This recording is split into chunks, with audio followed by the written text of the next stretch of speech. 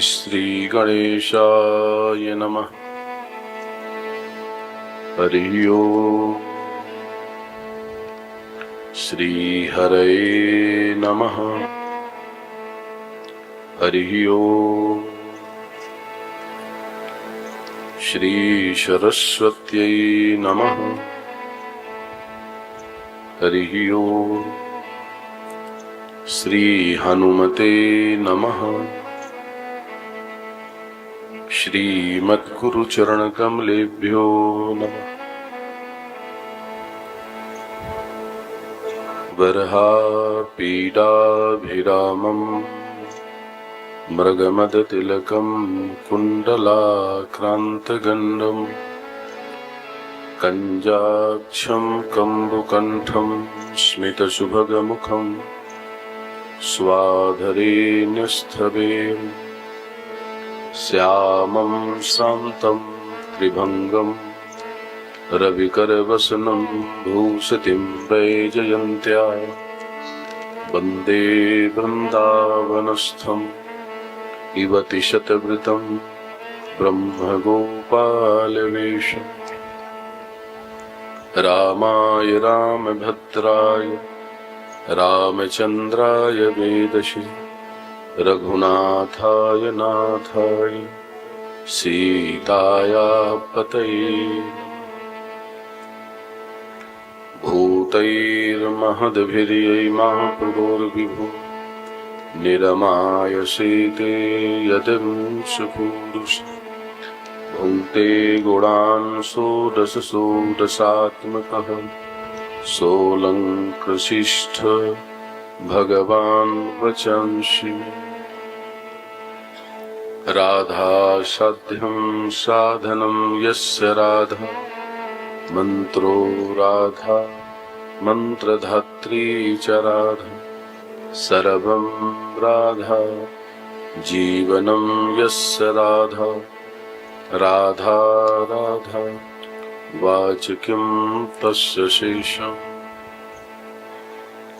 भक्त भक्ति भगवंत गुरु चतुर नाम बपुए इनके पद वंदन किए नासत विघ्न।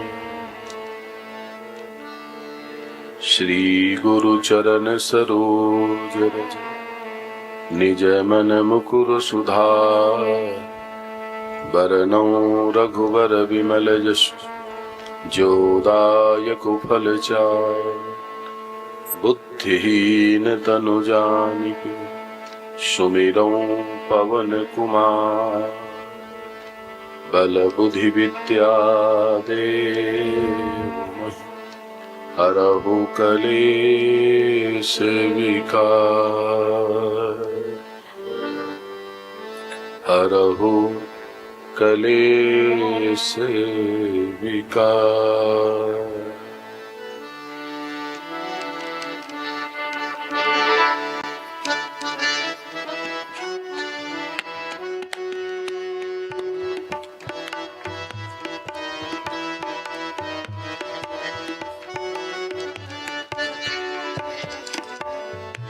जय जय जय हनुमान गोसाई।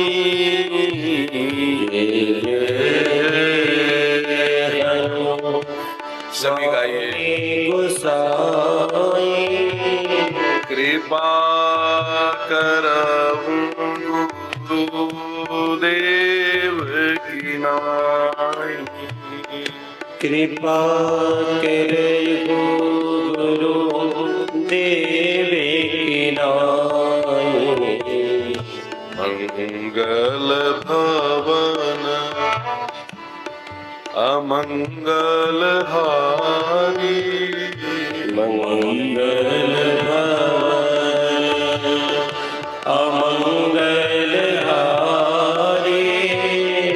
द्रवहु सुदशरथ अजीर बिहारी। द्रवहु सुदशरथ अजीर बिहारी। हनुमान माने गोसाई गुरु देवे की नाई। आइए हनुमंत विराज, कथा करुमति अनुसार, प्रेम सहित गादी धरो। पधारिए पवन कुमार, आइए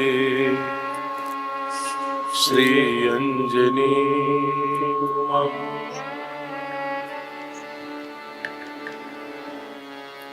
चरितं रघुनाथस्य शतकोटिप्रविस्तरम्, एकैकयक्षरं पुंसां महापातकनाशम्। वागर्थाविव सम्पृक्तौ वागर्थप्रतिपत्तये, जगतः पितरौ वन्दे पार्वती परमेश्वरौ।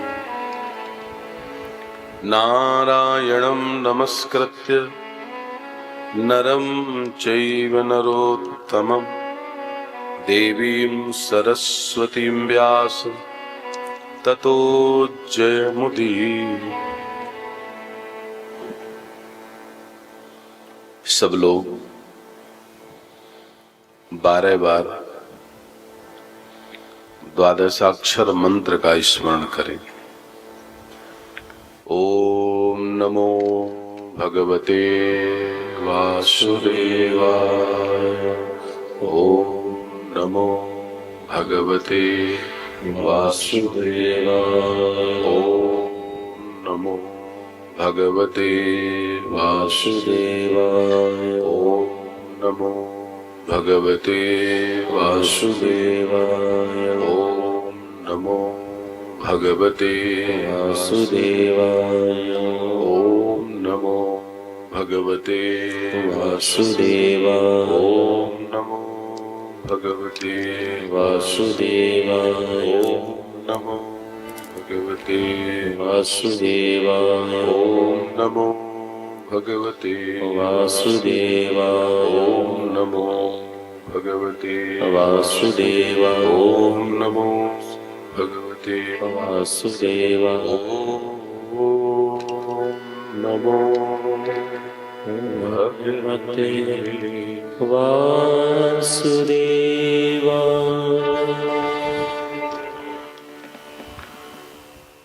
भगवान की असीम कृपा,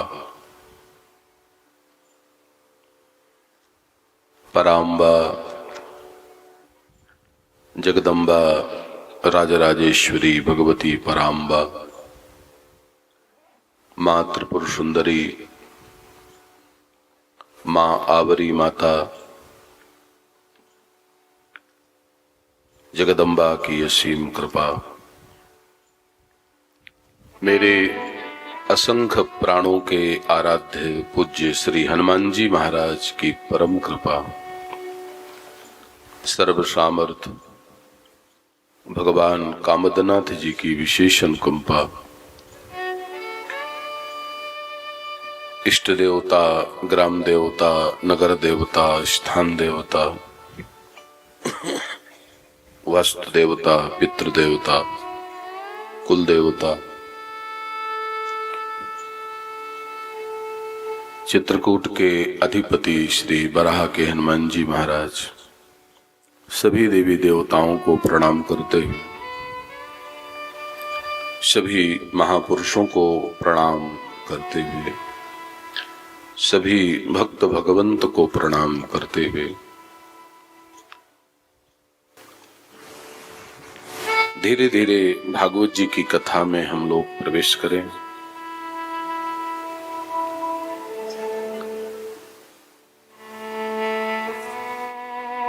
कथा तभी सफल मानी गई है जब उसमें कीर्तन जुड़ जाता है। जैसे भगवान भोग तभी लगाते हैं जब भोजन में तुलसी दल पड़ जाता है। ऐसे ही भगवान की वही सुंदर कथा होती है जिसमें कीर्तन का तुलसी दल पड़ जाता है। हमने कल भी कहा था, कलयुग में कीर्तन की बहुत महिमा है। बड़े बड़े महापुरुषों ने कीर्तन से भगवान को पा लिया और हमारा सबका उद्देश्य केवल भगवत प्राप्ति है। जिन्हें भगवान मिल गए हैं वो बहुत भाग्यशाली हैं। जिन्हें भगवान स्वप्न में दर्शन देते हैं वो भी बहुत भाग्यशाली।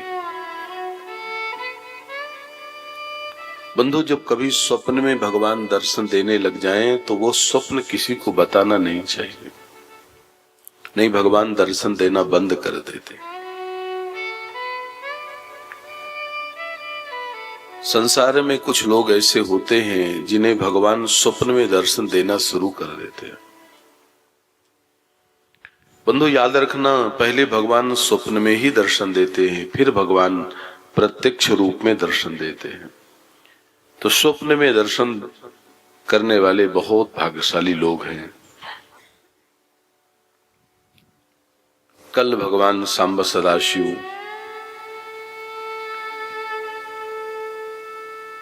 महारानी पार्वती जी के साथ पाणी ग्रहण किया।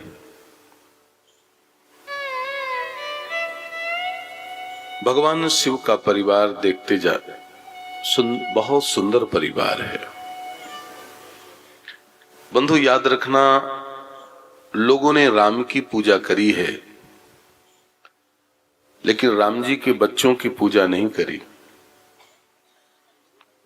लोगों ने भगवान कृष्ण की पूजा करी है लेकिन भगवान कृष्ण के बच्चों की पूजा नहीं।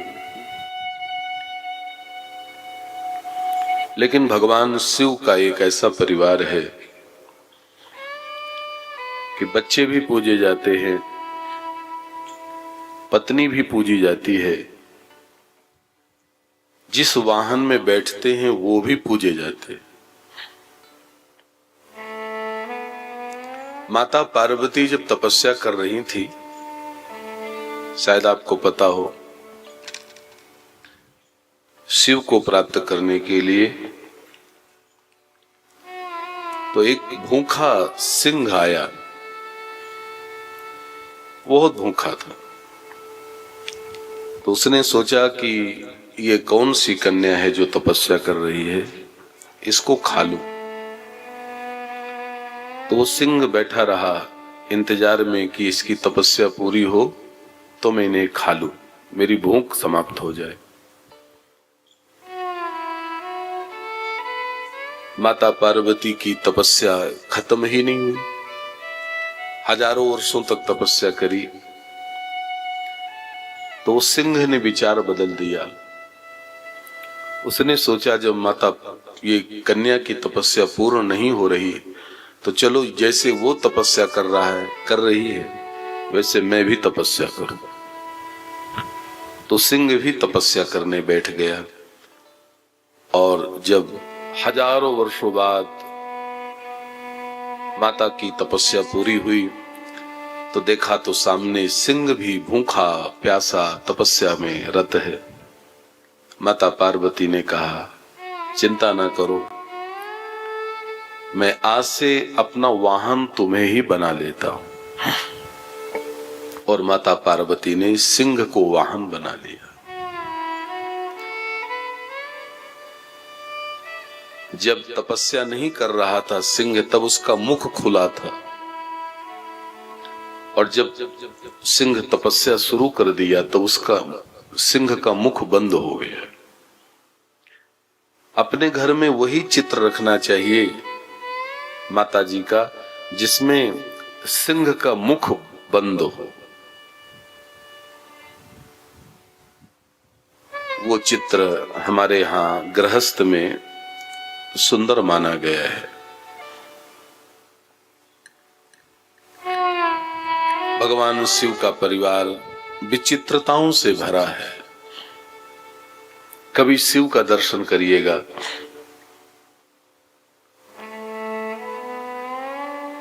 कंठ में विष है, गरल कंठ,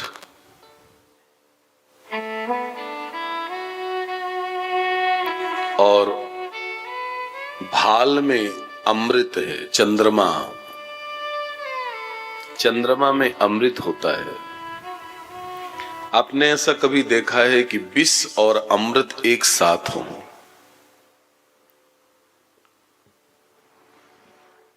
महादेव जी की जटा में गंगा है और तीसरे नेत्र में आग है। आग और पानी एक साथ, विष और अमृत एक साथ, भूत और भभूत एक साथ। और आप कभी देखिएगा शिव परिवार का दर्शन, सब एक दूसरे के विरोधी हैं, एक दूसरे को खा जाने वाले हैं, लेकिन शंकर जी के परिवार में सब एक साथ प्रेम से रहते हैं।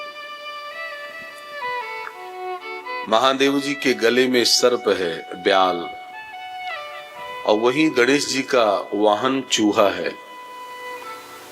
चूहे से और सर्प से कैसी दोस्ती है आप सबको पता है। भगवान कार्तिकेय का वाहन मयूर है और वहीं सर्प घूमता है। शिव का वाहन नंदी है, माता जी का वाहन शेर है। इतनी प्रतिकूलता, लेकिन महादेव जी का जब स्वरूप देखें तो प्रसन्नाननम नीलकंठम दयालम। महादेव जी हमेशा प्रसन्न रहते हैं। जो हमेशा प्रसन्न रहता है, हर परिस्थिति में प्रसन्न रहता है, वो साधु का लक्षण है। संसारी और साधु में यही अंतर है। साधु बड़ी बड़ी परेशानियों को हंसते हुए निकाल देते हैं और संसारी रोते रोते निकाल देता है। बंधु याद रखना, देह धरे को दंड है, सब काहू को होए, ज्ञानी काटे ज्ञान से और मूर्ख काटे रोए।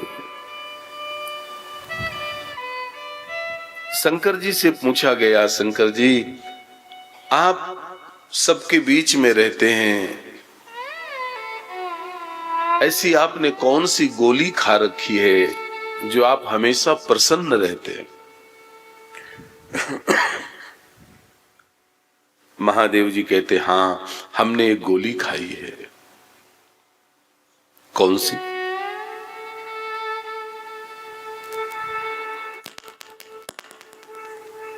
प्रेम मुदित मन से कहो, राम राम राम, राम राम राम कहो, राम राम राम। महादेव जी सतत जपते। एक बहुत अच्छी सूचना आपको दूं, शंकर जी सतत राम राम राम राम राम राम राम राम जपते हैं, और राम जी सतत महादेव महादेव महादेव महादेव। शंकर जी सब कुछ छोड़ सकते हैं, लेकिन भगवान का नाम नहीं छोड़ सकते। आप भी संकल्प लीजिए, हमारे जीवन में सब कुछ छूट जाए, लेकिन नाम, रूप, लीला और धाम, ये चार चीज नहीं छूटना चाहिए। एक बार फिर से सुन लीजिए, नाम, रूप, लीला और धाम। जिसने चार चीजों को पकड़ रखा है बंधु, वो कभी दुखी नहीं हो सकता। महादेव जी की पूजा करने वाले सभी प्रेमी एक बात ध्यान से सुने। जब भी शंकर जी को प्रणाम करें तो माता पार्वती जी के साथ करें।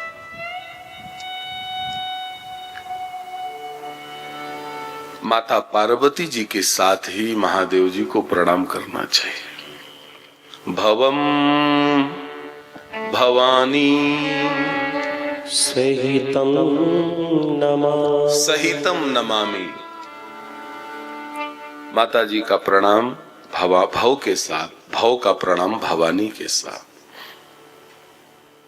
शंकर जी की पूजा में नियम बहुत जरूरी है साहब। कोई एक नियम ले लीजिए, फिर देखिए शंकर जी की पूजा का चमत्कार। एक साल के अंदर आपको चमत्कार पता चल जाएगा। कोई नियम ले लीजिए। आपने कभी शिव पुराण सुना हो? भगवान की कृपा से शिव पुराण भी सुनाने का सौभाग्य मिलता है। भगवान की कृपा से श्रीमद् देवी भागवत कथा भी सुनाने का सौभाग्य मिलता है। भगवान की कृपा से राम कथा भी सुनाने का सौभाग्य प्राप्त होता है। तो जब कभी शिव पुराण अभी ओमकारेश्वर में शिव पुराण सुनाने का सौभाग्य मिला, तो बंधु हमने शिव पुराण में पढ़ा कि शिव पूजा में कोई एक नियम होना बहुत जरूरी है।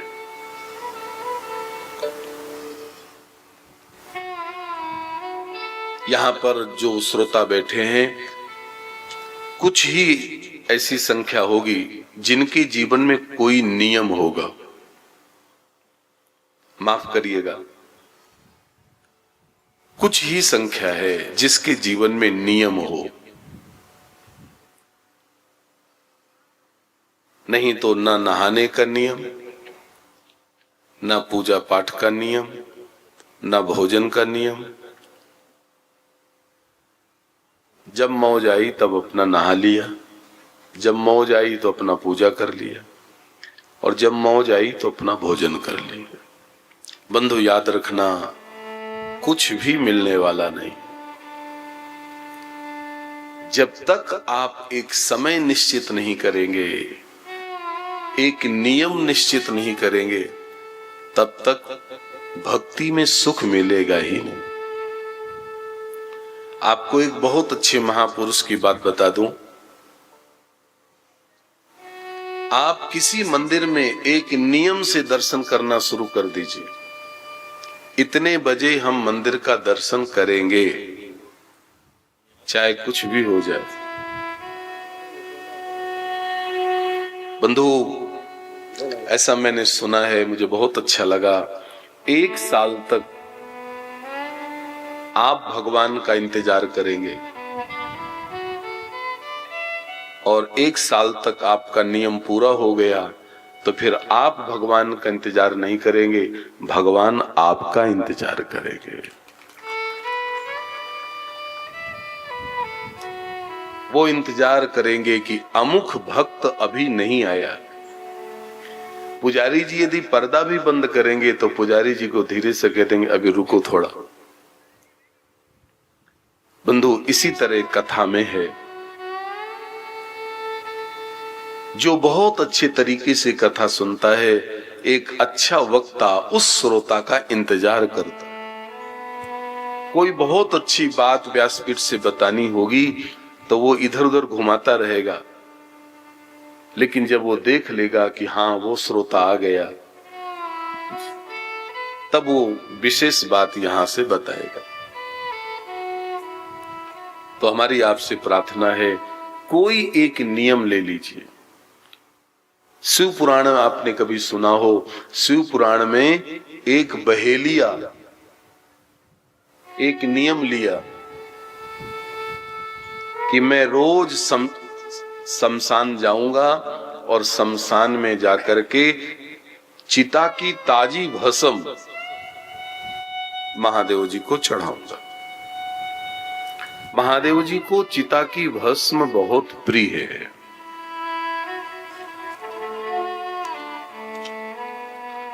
महादेव जी को चिता की भस्म बहुत प्रिय है, इसीलिए चिता भस्मा लेपो गरल मसनम दिक्पट धरो। ये श्लोक शंकर जी को बहुत प्रिय है।